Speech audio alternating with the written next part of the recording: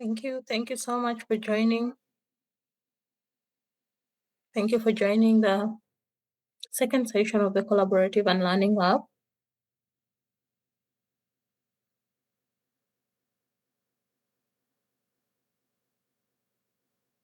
Thank you. Thank you for joining.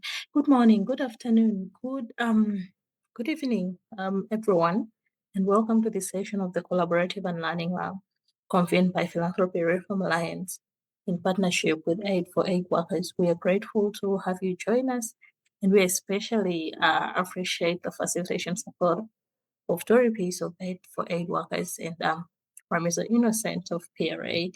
This lab is the second in this year's theme, Exploring Development Partnerships and Practice.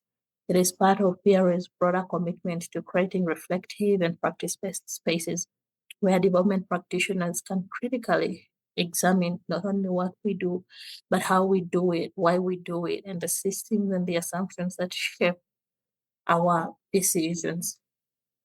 Today's conversation centers on something deeply important, yet often insufficiently examined in the development work, and that is decision making.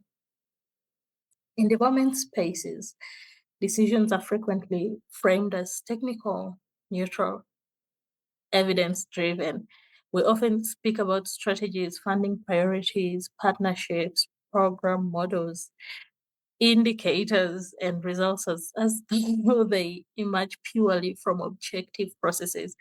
But in reality, really, decision making is also shaped by power, by institutional incentives, donor expectations, professional norms, historical hierarchies, assumptions about whose knowledge matters and whose voices carry legitimacy. And these are the things that we do not question in detail. These are the things that we do not reflect on. These are the things that we do not surface. And yet they continue to influence very greatly how we run our programs and how we run our partnerships. And this is why unlearning matters. Unlearning is not about rejecting knowledge or dismissing expertise. Not really. Rather, it is intentional process of surfacing and questioning inherited assumptions, behaviors, and the ways of working that may no longer serve equitable or sustainable development practice. It requires us to reflect critically on the invisible norms we have normalized within the development sector, especially those linked to power, control, accountability, and partnerships, which make up the biggest part of our thematic area for the collaborative and learning labs this year. Because really, ultimately, the quality of our decisions, they shape the quality of our partnerships, and the quality of our partnerships shape the sustainability of our development outcomes. If we make decisions that do not build partnerships, then we are not able to sustain impact, because now most of us are drawn to localization, because localization has been proven to improve sustainability of development impact. But if we do not localize beyond rhetoric, if we do not localize beyond subgranting, if we do not localize beyond giving a portion of funding to CBOs, which a lot of organizations are using as a proxy for localization, then unfortunately we will not be able to reap all the benefits associated with sustainability that would come from locally led contextualized interventions. If decisions are made from far from communities, if partnerships are driven primarily by compliance rather than trust, if local actors are engaged only at implementation level, while strategy and resource allocation remain externally controlled, then even well-intentioned interventions can reproduce extractive dynamics. In as much as this may be an uncomfortable discussion, it is a very necessary discussion, especially given the changes and the shifts in the development sector at this time. This lab, therefore, really invites us to pause and reflect, one, on how decisions are really made within our organizations and our partnerships in the development sector, and what incentives shape our decisions. What forms of knowledge do we privilege above others? What assumptions have we inherited about expertise, leadership, risk, and accountability? And what becomes possible when we begin to see and practice differently. And this requires all of us to reflect back to our partnerships. Each and every one of us on this call is a development practitioner who are very intentional with our call for participation in the lab. And each and every one of the people on this call actually serves in the development sector in one way or the other. Either they are a funder, or they are attached to a foundation, or they are in an NGO, a multilateral INGO, or a grassroots organization, a CBO. So and local government, we actually have some representation from local governments. So each and every one of us is in some partnership in one way or the other. And as we reflect on these questions, we encourage you to look into your own partnership, into the partnership that you are embedded in, and reflect on how this happens within the partnership that you are embedded in. And what would you want to see differently? Let's strive to not only reflect, but also surface the hidden assumptions, the hidden norms, and the systems that influence how decisions are made. And if we are able to name them, that would be great. And let's start to reimagine how practice would look differently, because really that is the foundation of unlearning. We start to reframe and reimagine what if, yeah? For example, if in your partnership, your INGO or you as the project manager embedded in an INGO makes all the decisions based on the knowledge and the resources available to you at INGO level. What if you made it inclusive, where this decision-making process was a shared process with the local governments, with the CBOs, the people that you're going to work with? So let's start to reimagine what different would look like. Yeah. And even after this lab, I want to encourage all of us that as we go back, let's reflect on what each and every person shares here and see where these nodes show up in our everyday work. So the goal today is not really to arrive at perfect answers. Like we said in our last session, in the framing session, the labs are not here to give answers, to give good and bad, but they are here to start a work within you, internally within you, that we believe can catalyze beyond you to your colleagues, to the projects that we lead, and to the organizations that we are embedded in. So again, the goal today is not to arrive at perfect answers or to determine what good and bad it is. It is to create a space for honest reflection, shared learning, and collective questioning. A space where we can surface tensions, challenge assumptions, and begin imagining more relational, equitable, and context-responsive approaches to development practice. And as we engage today, we really encourage openness, curiosity, humility, and generosity towards one another's experiences, because each of us are experiencing the development sector at different levels. And learning is not a destination. So if after this session you feel like you do not know what you took out of this session, if after this session you feel like, but what did we really discuss? If after this session you are still struggling to point out where what you need to surface, or what you need to reflect on, or what you could do differently, do not worry. Yeah. And learning is not a destination. It is an ongoing process at PRA and through the collaborative and learning lab. This is just the beginning of a process that we intend to work with development practitioners. So I want to thank you once again for being a part of this conversation. We look forward to a rich and meaningful dialogue together. So this session is recorded, but unfortunately we will be breaking off into the breakout rooms, because we want this to be a very intimate conversation, and we will share the biggest part of the recording with everyone to share with your colleagues. Unfortunately, we may not be able to capture the recordings in the breakout rooms, so we encourage you again within the breakout rooms to just take notes, and when we get back to the main room, we will have one person just speak about some of their reflection areas and where they commit to unlearning for this week. And all our time is very limited. It's just 1 hour. So I encourage that we are already breaking into the breakout rooms, and we'll be there for 20 minutes because we envision this session to be very intimate and to allow everyone to share their views, to share their opinions. But we encourage that you have a secretary so that we can put together something for the rest of the team who are not able to join the call today. So thank you again. My colleague is working on the breakout rooms, and you should be able to join very shortly. And we have gone through the questions. We shared the questions earlier that we are going to be reflecting on, and the areas that we shall be reflecting on. And feel free to just share in the chat if there are any areas that you want to highlight. Okay, thank you. So the breakout rooms are coming up, and you should be able to join one. And we shall get back here in 20 minutes. For you? Sorry, I listened to most of the conversation. I was disadvantaged because I was hearing from everyone from both rooms. So I don't know what happened. Yeah, so I got confused. So you got everyone's conversation. Yeah, I was like in every room. Imelda sent me to both rooms. Sorry. Sorry. Yeah, but quite healthy conversations, rich conversations on decision making, who makes decision.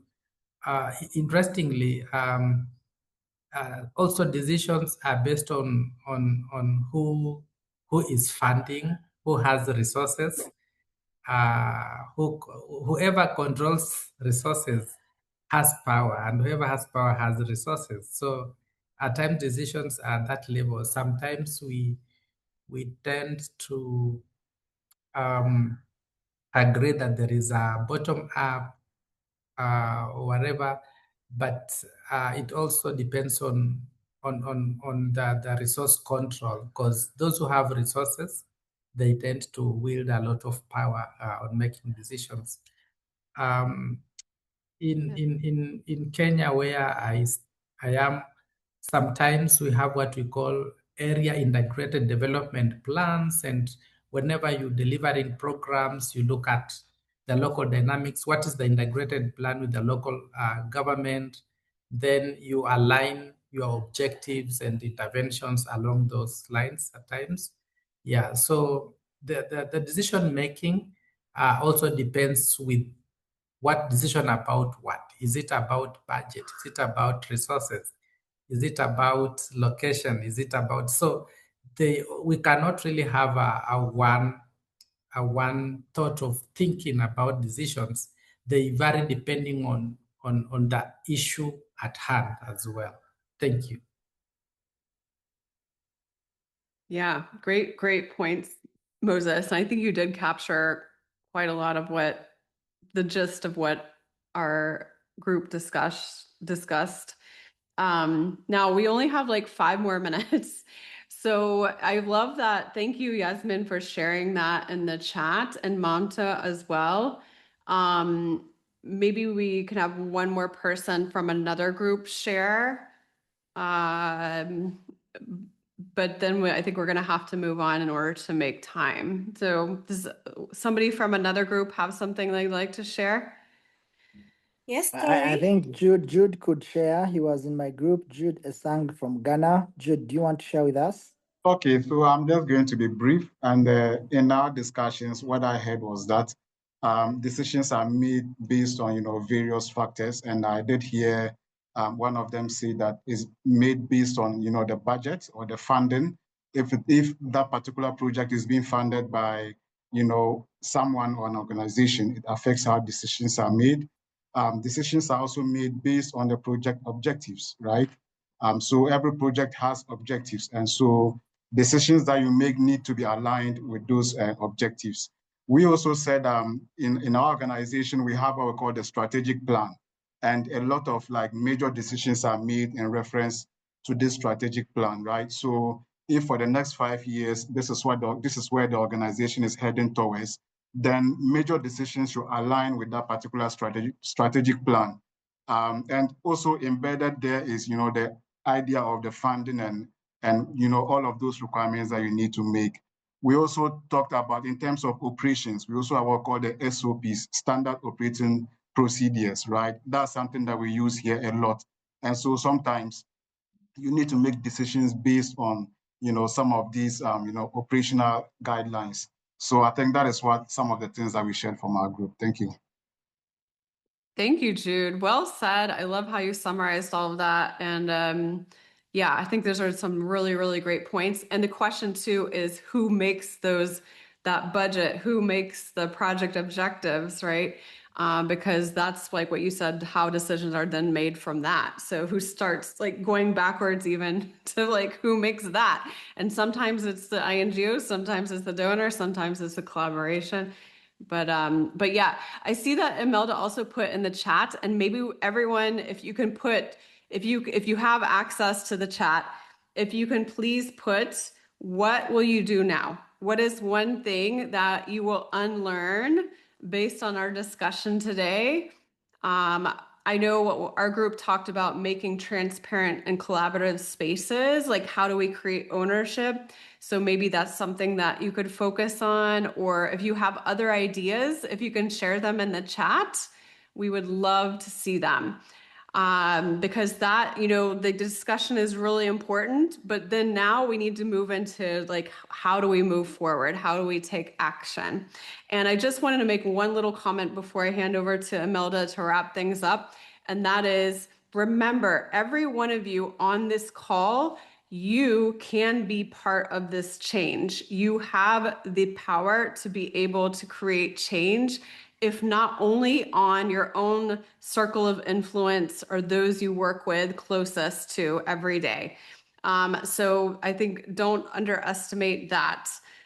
Everyone here on this call is a leader. And remember, as leaders, we go first. We're not waiting for organization to change. We're not waiting for our donors to change.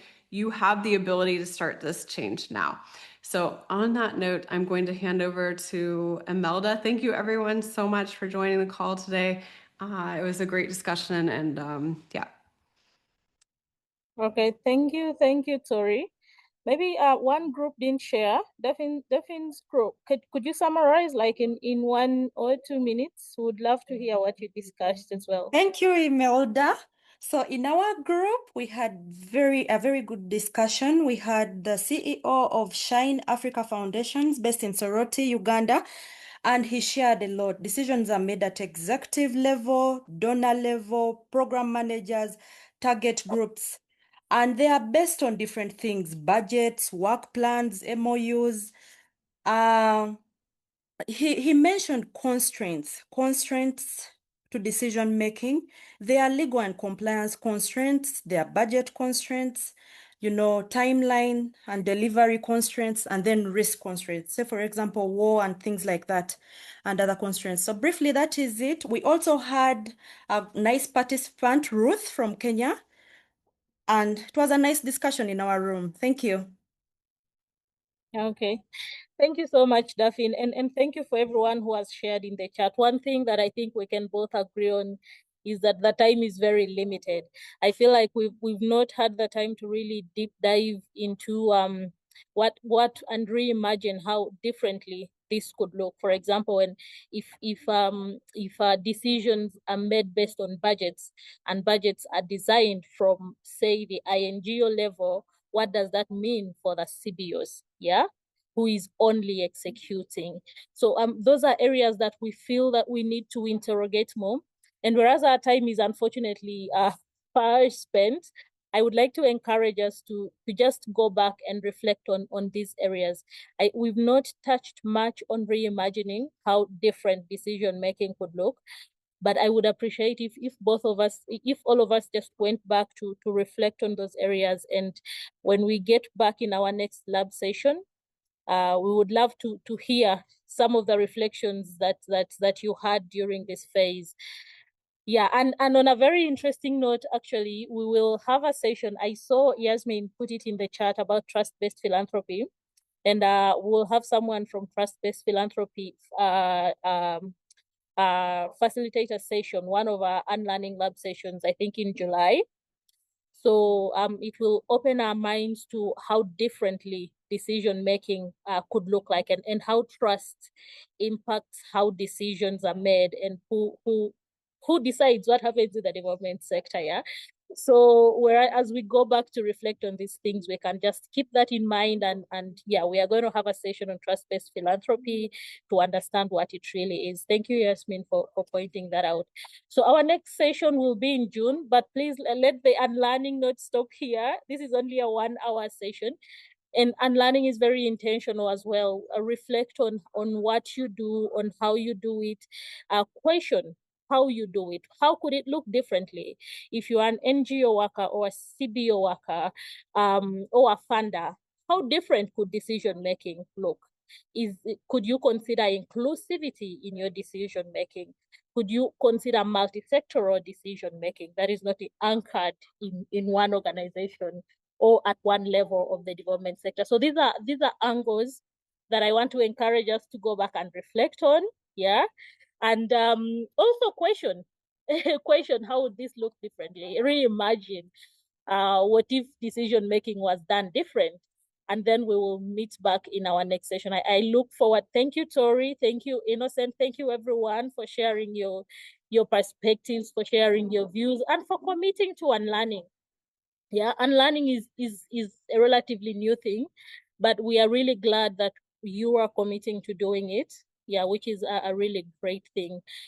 So before we bring this to a close, Torrey is is also a leadership coach, and we are really glad that you could give us this time, Torrey. I know you have a lot to say on decision making. It's unfortunate that we started late and time cut us short, but Torrey does have a quiz on leadership, and especially also exploring decision making that is very aligned to what we are advancing here at PRA as well. And we encourage you to take it, yeah, because it starts from really understanding you as a person. So we will share details. We will share this recording as well. You can just go back and go through it. We will share a transcription of our discussions today and highlight some of the unlearning points from the discussions that happened. So I'll just encourage everyone who took notes, just drop it in the chat, or you can drop it later on WhatsApp or on email, and we'll be glad to compile all those reflections and make some unlearning points that we can all reflect on. So I am sharing a link to Torrey's quiz on the chat, and I will also share a link to our LinkedIn and encourage you to follow us, because that's where we share a lot of what we are doing at PRA. And we also invite you to collaborate, yeah, to collaborate in any way that you can. We also have a solidarity network, and one thing that we are doing with the solidarity network is we want to position community-based organizations to compete equally in the development sector.